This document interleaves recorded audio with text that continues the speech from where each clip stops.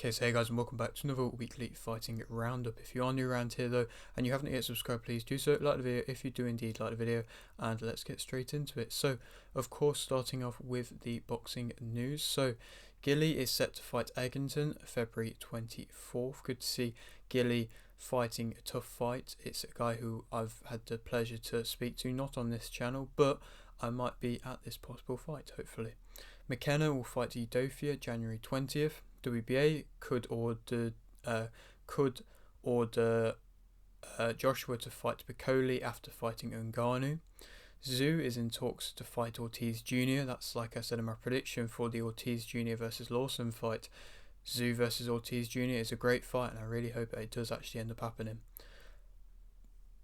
Parker wants Hrgovic or Zhang March 9th. Well, just today we got the announcement of Parker Zhang, but obviously that's now classed as this week, so I don't normally talk about it, even though it is crossing over here, so we will ignore that one because we now know the outcome.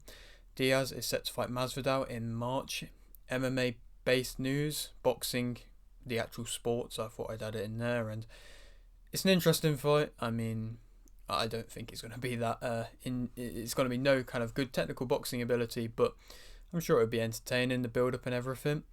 Spark has retired. It's sad to see. I had the pleasure of speaking to Spark on this channel a while ago, before he even had that love fight when he first signed for Matchroom, and to see him just kind of suddenly retire, I understand it. He's not had the best of luck, and I understand it, but it is sad to see. Haney is set to fight Martin. Hearn wants to make Wood versus Warrington 2 May 18th. Hrgovic has called out Parker. Obviously, like I said, know what the outcome is for that now. Kovalev is set to fight Safar February 17th. We also know the outcome for that now. Antwi is set to fight McGann March 1st. Matthews will fight a mystery opponent January 20th. Damore will fight Minicon January 20th. Brook would be willing to fight Ben or Eubank Jr. Massey, Clark and Talon will fight January 20th. Cortez versus Chevalier. Carrington, Villanello, Johnson, Falcon and Sedano will fight February 16th. Ennis has called out Crawford. Walker versus Patterson 2 is off. It's a shame to see. Had the pleasure of speaking to Patterson in the past, but obviously he's had to pull out due to injury, and it's understandable, of course, and I'm sure they're going to get the rematch ahead at some point. Thorsand is set to fight Setin February 24th. Beterbiev recorded an atypical finding of high testosterone metabolite in a VADA drug test. I thought I'd make sure that I get all the information when I speak about this, and I mean, it's interesting that they even speak about it in the first place, while they even announced this as a piece of news. I thought I'd say it because it just shows that people are possibly even trying to take him down or anything, and there's always been question marks around him as a fighter. But yet again, it's atypical, but it's nothing wrong with it, and it just shows that he is that really impressive fighter that everybody knows he is, and he has that kind of natural difference to him, which is just natural. And it's, if there is something that is being taken and it's being kind of going under the radar, then fair enough, but I don't believe if there really is, to be completely honest, and I think he is just a different kind of level, and I'll speak about his fight versus Smith in just a moment. Char is set to fight Pulev in March. Denny is set to fight Cash February 24th. Great to see Denny fighting in a great fight, hopefully versus Cash, that will be. Hughes is set to fight Zepeda in March 16th, I believe, and that's another very good fight that I'm interested for in this amazing division of boxing, that one. Sims Jr., his promoter, has called out Barroso. Opataya is set to fight February 17th, and we now know the outcome of who he's going to be fighting. Avanesian's manager has called out Taylor. I think that makes for an interesting fight. Valdez is set to fight Wilson March 29th. Another good fight. It's been a week of just very good fights being made, and this week so far has been another week of very good fights being made. Zhu won't fight in March. Seems like they couldn't find an opponent in time, but like I said, the Ortiz one is in talks. Matthews is being sent to a drug usage hearing by the PBA, but now the PBA aren't working with Misfits anymore, so I don't really know the outcome, if that's going to actually come of anything. Dylan vs Belotti, Ryan vs Dolan, Vuong vs Ellis, Courtney vs Zapatosna, Majid and Hedges will fight February 10th. A few people that we speak to on that card Dolan had on this channel a couple times, and also spoke to her, I believe, on another channel as well, and she's now getting this big opportunity on a big card, so completely deserved, so congratulations to her. Zapatozna, we also had the pleasure of speaking to her a little while ago now, and she's going to be a very tough test for Courtney, and hopefully for her sake she comes out with the victory, and that will be a great fight as well. Majid, good to see him back being active. Had the pleasure of speaking to him, not on this channel but in the past, and so February 10th, that card's looking good now. Bork will fight Lane March 29th. Good to see Lane getting that other big fight to defend his title. Howard has called out Paul. He's a Lakers player for anybody of interest. Perry wants to fight Danis. I think, to be honest, that probably would make for an interesting fight. I would probably quite like to see Perry beat up Danis. Walsh will fight the 16th of March. TKV will fight February 3rd. Aguiar will fight Marksman February 2nd. LeBron is set to fight Suarez. Schofield versus Diaz is off. That was only announced earlier on in the week, and now it's off. Collins is set to fight Price. WBA have ordered Ioka versus Ramirez. Ramirez is set to fight Gulamarian, the different Ramirezes, in March. James is set to fight Cooper. Mathieu won via unanimous decision versus Alvarez. Fendero won via KO in round 1 versus Flores. Budoin won via unanimous decision versus Espinoza. Unal won via TK in round 1 versus Lipai. Guerrero won via unanimous decision versus Herrera. Kataev won via TK in round 2 versus Ludwizak to become North American Boxing Federation light heavyweight champion. And Bealey won via stoppage in round 6 versus Murdoch to remain WBC Continental American Super Middleweight Champion. Maloney won via majority decision versus Sanchez to remain WBO World Bantamweight Champion. Beterbiev won via TK in round 7 versus Smith to remain WBC, IBF and WBO World Light Heavyweight Champion. And speak about that card as a whole, it was a good card. It was full of fights that were entertaining to see. Starting over with Kataev, that was a great fight, a very shut down performance from Kataev, and you got to be doing that at the level that he's at the moment to progress on and be seen as a threat in the division, and he is. People are comparing him to that of Beterbiev. Of course, he's going to have to prove a lot to get to that level, but from the performances so far, we've been seeing some destructive performances, and he does fight similar aspects to Beterbiev, and so you never know, we could see him building up and keep fighting, and we never know, we could see him in big positions like that. But he is an entertaining fighter and one to watch out for sure.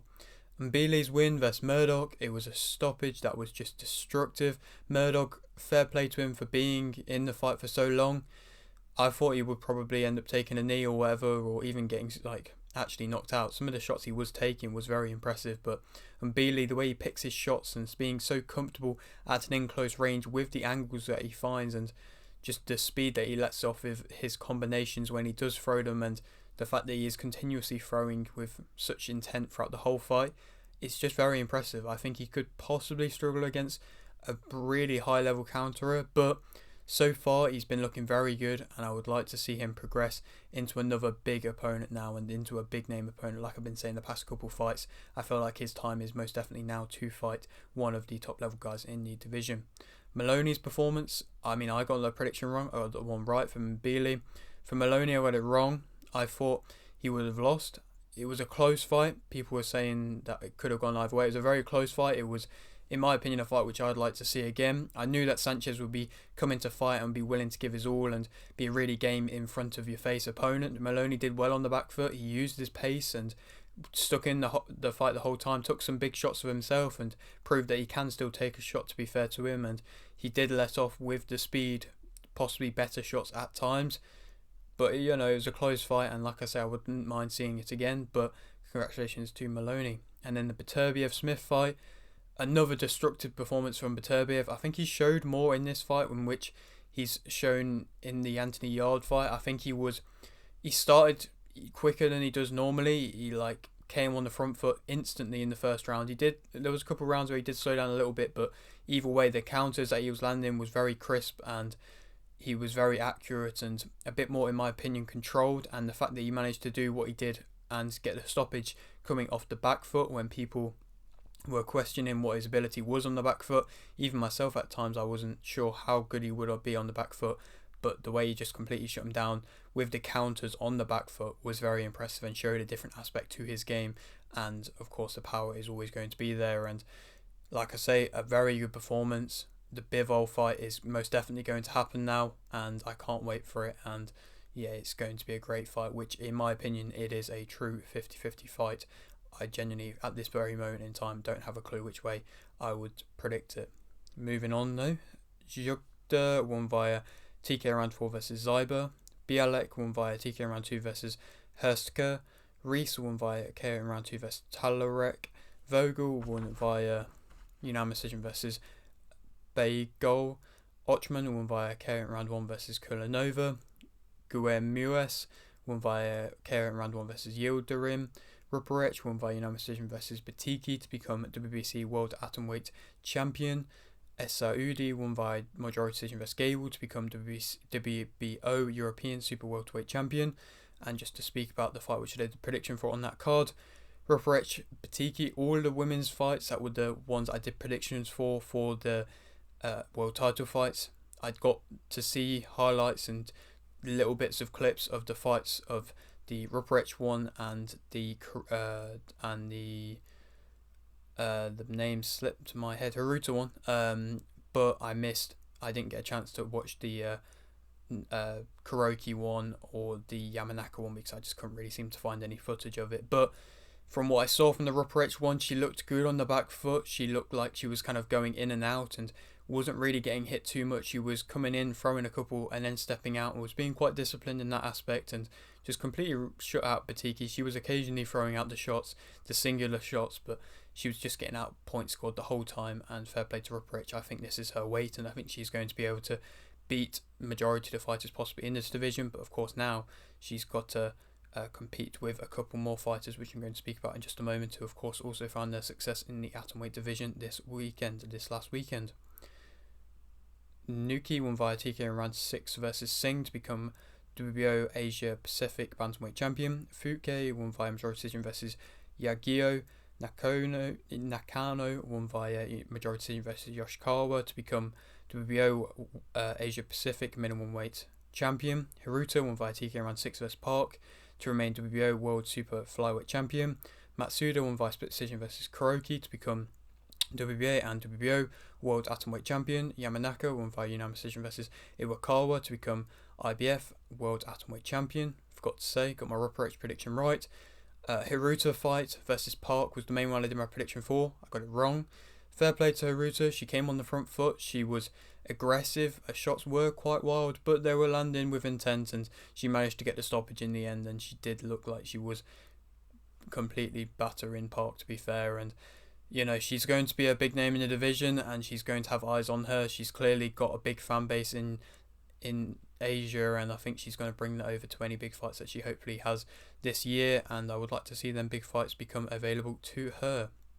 Matsuda, I mean, I got my prediction wrong for that one as well. I thought Kuroki would win. Matsuda got that upset victory. Like I said, I couldn't really see too much of it, but you know, it's interesting to see Kuroki losing to somebody like the likes of Matsuda. Yamanaka, I got the prediction right for that one. I thought she would win. I thought she would probably get the stoppage versus Iwakawa. She didn't. Proves how good Iwakawa and how tough she is. But Yamanaka, I think she is a talent, and I think she is going to be an interesting and entertaining fight in the division. And I think Yamanaka versus Ruperich is a great fight, and hopefully that actually ends up happening. Final bit of boxing news: Lomachenko will fight Kambosos Jr. May 12th. That's a fight which I'm very excited for, and I've been mentioning all throughout the build-up to the announcement about the possibilities of when it might be happening and everything like that, and now it's actually been announced, and like I say, I'm very excited for it. Moving on to the MMA news: Oliveira versus Sarukian, Weili versus Yarn, and Figueiredo versus Garbrandt will fight April 13th. That's all the new additions to the UFC 300 card. It's getting more and more stacked by the week, and it is looking good. I don't know if there's going to be one clear main event, but I feel like if they do just keep continuously stacking the card, then I suppose it makes for a good card nonetheless, even if there isn't one clear main event, just because of how stacked the whole card is. And so I understand the way that they're going, but it is looking very good, and hopefully there is still more big fights to come in it. Poirier versus Saint Denis, and Oleksijuk versus Pereira will fight March 9th. Poirier versus Sentini, I think that's a very good fight. It's going to be a tough fight for Poirier, that. Gibson will fight Grant March 23rd. Musumeci has called out Sneeko. Just thought I'd mention it. Moreno will rematch Royval February 24th. Jokwani will fight McKee March 30th. Nicolau versus Cape was cancelled. Brady will fight Luque March 30th. Tuivasa will fight Tybura March 16th. Ribas will fight Namajunas March 23rd. And then moving on to the main card, that was this weekend. Van won via KO in round 2 versus Bunez. Motto won via KO in round 1 versus Nolan. Silva won via KO in round 1 versus Wilson. Basharat won via decision versus Lapillu. McKee won via KO in round 2 versus Balancos. Parsons won via decision versus Semelsberger. Cortez Acosta won via decision versus Arlovski. Ferreira won via KO in round 1 versus Hawes. Bautista won via decision versus Simon. Miller won via submission in round 3 versus Benitez. And Ankalaev won via KO in round 2 versus Walker. And to speak about a couple of the fights on this card, the Bautista Simon one was a very good fight. That was a close fight. I would love to see that fight again. I think possibly Simon did a lot and I thought he could have won, but it was a very entertaining fight. It was a very good fight. Miller, good to see him winning again. It's always nice to see him winning. He has been around the sport for a long time now, and he's, I believe, become the record holder of wins in the UFC. And so, credit to the work he puts in and the graft he puts in at 40 years of age to still be fighting at a high level, and he still has that durability and that ability there. And obviously, I don't think he's going to be able to go and fight for a world title or any of the ranked guys, but he is still a threat, and he's proved that there in a win, and it's always nice to see him win. And in the main event, I got my prediction right. Clear stoppage victory via Ankalaev. Looked in control the whole fight. I mean, there was the nut shot, which was a little bit unfortunate for Walker. But Ankalaev was responding with counters very well, and was just completely in front of Walker's face the whole time. And Walker was just throwing out shots, wider shots, getting caught because there weren't really that responsible shots, and he didn't really have anything to defend himself when he was getting countered, and he did have his chin up in the air the whole time. Like I mentioned, I said he would get stopped. He did get stopped in bad fashion for him, and Clive, great fashion for him. Great performance, shutout victory. He had to prove what he had to prove. Proved he was much better than that of Walker, which I already kind of knew was the case. And hopefully a big year for him this year. And then the final bit of news, Miller has called out Felder for UFC 300. I believe Miller's already on the card, so that probably will end up being the card that fight happens if Felder is wanting and willing to come back to the UFC, which it seems like he has, as I believe he has entered the testing pool, so it seems like he probably will. But yeah, that's it for today's video. I hope you did enjoy. Like the video if you didn't like the video, subscribe if you are new, and thanks for watching.